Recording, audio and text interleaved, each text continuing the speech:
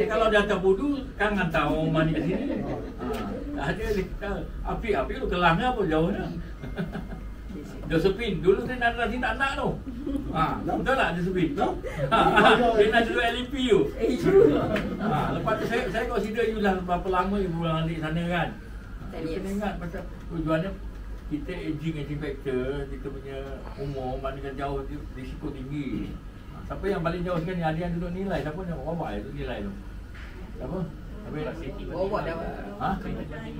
Siti Fatimah di mana? Rumah dekat Sepang. Oh, dia bawa pindah kan? Dia beli rumah kan. Sepang tu kan consider sama ada dia pindah LRT 3 lah kot. LRT 3 pula apa ni? MRT. Jaya lain. Tapi si siapa? Jane kan? Jane sekarang dah masuk QA bus pula. Mana dia pun tak boleh naik dok kerja sip lah tu. Dia dengan Cik Wan tu dah berdua orang ni. Yang jauh. Cik Wan Putrahai saya tu dia tanya dia tak nak. Tak tahu takut tiba dia berubah hati. Dia tak nak pergi kawan besar. Yang lain kan, sebelum ni siapa yang beritahu? Ini Ulu Kelang. Ini Sentul. Betul? Sebelah stesen tak? Ini Ulu Kelang kan? Tapak kan? Saya pas duduk. Kau duduk mana apa? Duduk Langat kan duduk sini. Duduk Keramat. Keramat.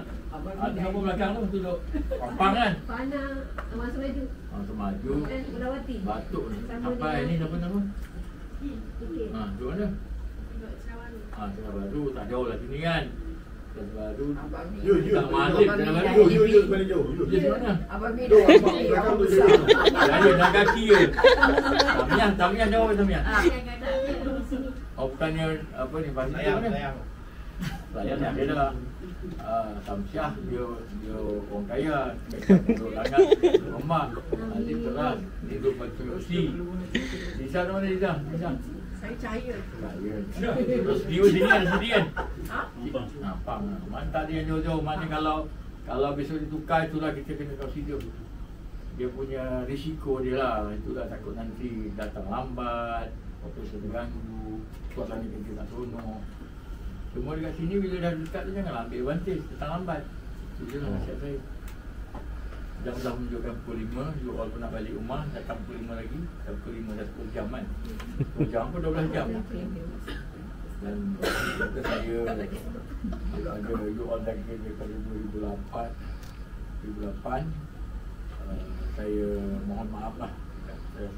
Segala keadaan saya marah ke, saya tegur ke, yang untuk personal dengan saya ke sebab ada kesalahan.